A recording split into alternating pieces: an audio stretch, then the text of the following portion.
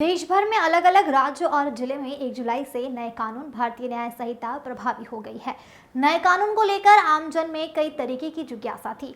आम जनता की जिज्ञासा को दूर करने के लिए डबरा की सिटी थाना परिसर में जन जागरूकता कार्यक्रम का आयोजन किया गया, जिसमें माननीय न्यायाधीश एडीजे संजय कुमार गुप्ता ने आमजन की जिज्ञासा को नए कानून को लेकर जानकारी साझा की और लोगों को नए कानून के विषय में बारीकी से समझाया। वहीं थाना प्रभारी यशवंत गोयल ने अपने क्षेत्र के व्यापारिक संगठन, महिला संगठन, छात्र व युवा संगठन, एनजीओ, राजनीतिक पार्टियों के प्रतिनिधि, शहर के गणमान्य नागरिक सहित अन्य के सदस्यों को आमंत्रित कर नए कानून के लागू करने के संबंध में जागरूक किया तथा कानून में होने वाली तब्दीली की जानकारी कार्यक्रम में मौजूद लोगों को दी गई और कुछ लोगों में नए कानून को लेकर जिज्ञासाएं थी, वह कार्यक्रम के माध्यम से दूर की गई। वहीं कार्यक्रम में एसडीएम दिव्यांशु चौधरी, पूर्व मंत्री इमरती देवी, सुमन एसडीओपी विवेक कुमार शर्मा, कई वरिष्ठ अधिवक्ता कार्यक्रम में मौजूद रहे। बता दें, जन जागरूकता कार्यक्रम ने मौजूद लोगों को नए कानून के विषय में बारीकी से समझाया। माननीय न्यायाधीश संजय कुमार गुप्ता ने जानकारी दी। नए कानून को लेकर कहा कि नए कानून लागू होने से निश्चित ही अपराधों पर अंकुश लगेगा। वहीं डबरा सिटी थाना परिसर में जन जागरूकता कार्यक्रम में भाजपा नेता एवं जिला पंचायत सदस्य सहित अन्य राजनेता भी मौजूद रहे। कानून को लेकर वरिष्ठ अधिवक्ताओं ने कहा कि अंग्रेजों द्वारा बनाए गए कानून आज से खत्म कर दिए गए हैं और अब भारतीय न्याय संहिता देश में लागू हुई है, जिसका हम सभी को स्वागत करना चाहिए। डबरा से संवाददाता मनीष बरूदिया की रिपोर्ट। बुनियादी जरूरतों को समझा गया और समझने के बाद एक नए विधान लाए गए और इन नए विधानों में ये तय किया गया कि पुलिस, प्रशासन और न्याय व्यवस्था सबकी जवाबदेही सुनिश्चित की गई। जो पीड़ित है, जो नागरिक हैं, उनको अधिकार दिए गए। कानून में वो अधिकार एक्ट बना दिया गया कि ये आपका अधिकार है। हर पीड़ित को, हर फरियादी को अब 90 दिन में अपनी अपराध की प्रगति जानने का अधिकार होगा कि मेरे केस में क्या चल रहा है, मेरे केस में क्या हुआ। हर फरियादी को, हर पीड़ित को भारत में कहीं भी, किसी भी जगह, किसी भी थाने में जाके एफआईआर कराने का अधिकार होगा। उसे नहीं मालूम मेरा कौन सा थाना लगता है, कि हमारा काम है, ये पुलिस का काम है। इस पूरे तीनों कानूनों में किस किस तरीके से नागरिकों को मजबूत बनाया गया है और पूरी न्याय व्यवस्था में न्यायिक प्रक्रिया को कैसे त्वरित, पारदर्शी और जवाबदेही बनाया गया है। इसमें जो हमारे मुख्य अतिथि हैं वो आपको विस्तृत रूप से समझाएंगे। आपने शांति से आत्मसात कीजिए। बहुत बहुत धन्यवाद। माननीय ऊर्जावान जनसेवक एवं पूर्व मंत्री मैडम,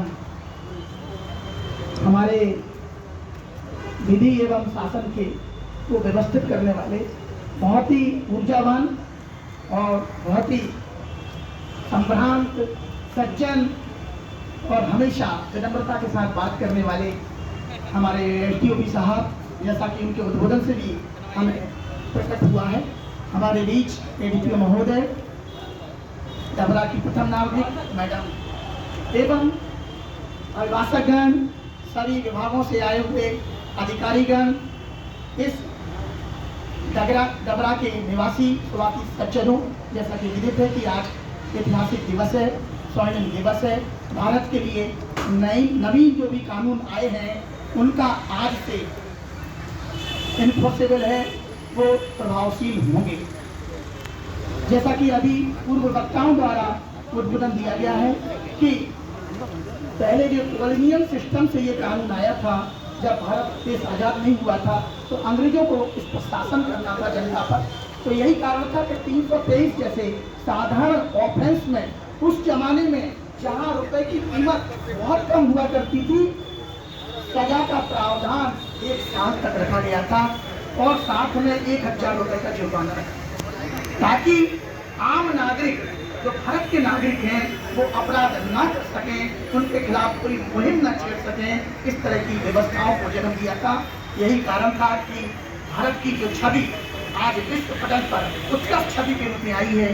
भारत सरकार ने ये सोचा होगा क्यों ना इस छवि को हम बदलें और ऑपरेटिव से जो बातें थी उनको हम कैसे बदलें। इसलिए कानून में जो लगभग मुझे लगता है कि आज अगर 24 चल रहा है तो 40 2 हो गए और 24 ठीक। 100 साल को करीबन 180 साल पुराने कानून में एक बदलाव आया है, एक परिवर्तन आया है जो अपेक्षा की जाती थी, क्योंकि प्रकृति संक्रांति काल से गुजर रही है। तो निश्चित तौर पे जहाँ विकास हो रहा है तो आवश्यकता इस बात की है, अपेक्षा इस बात की है कि विकास दिल्ली में होना समीचीन है। यही कारण है कि भारत सरकार ने इस पर विचार किया और कानून में नए परिवर्तन किए गए ताकि विक्टिम को भी लाभ हो सके, अक्यूज्ड को भी लाभ हो सके, जहाँ स्पीडी ट्रायल हो सके, जहाँ मौलिक अधिकार विक्टिम के भी हैं वहीं बराबर के अधिकार आरोपी के हैं। इन सब में एक सामंजस्य बनाने की बात कही गई है। अभी मैं परसों एक स्टेटमेंट साहब का पढ़ रहा था, माननीय जो हमारे मुख्य न्यायाधिपति सुप्रीम कोर्ट है, उन्होंने ये कहा था कि अब मैंने कोर्ट को टेम्पल ऑफ जस्टिस ना कहा जाए, अब सिर्फ कहा जाए सर्वर ऑफ पब्लिक। तो अब बदला हुआ परिवेश है। उन्होंने ये कहा है कि यदि हम टेम्पल कहेंगे तो टीटी के रूप में हम एक जज को हम न्यायमूर्ति और भगवान कहना शुरू कर देंगे, लेकिन अब परिवर्तन की अपेक्षा की जाती है। अब हमें server of justice, server of public के रूप में जाना चाहिए। हम भी आपकी तरह सेवा करने के लिए आए हुए हैं। इसलिए जो मैडम ने हमारे ऊपर ड्यूटी कार्य की है अभी हाल ही में, हम उन्हें बताना चाहते हैं कि हम निश्चित तौर पर हम ऐसा कार्य करेंगे जो साक्ष्य जो बोलेगी उसी तरह से हमारा करता हमारे चेक करने के लिए हमारे खिलाफ अपील भी होती है, हमारे ऑर्डर के खिलाफ। हम तो सिर्फ एक निर्णय करते हैं, हमारे निर्णय को चिंतन करने वाले आप न्यायाधीश हैं जो प्रत्येक निर्णय का चिंतन करते हैं और अपील को आगे तक ले जाते हैं। इसलिए न्यायाधीश आप हैं, हमारा तो सिर्फ एक निर्णय है।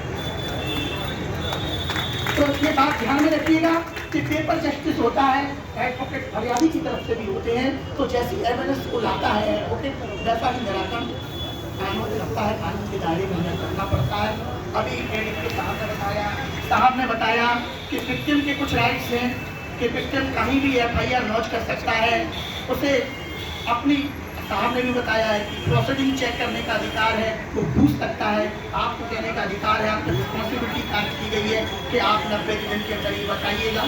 जो भी एविडेंस डिजिटल आती है और अदम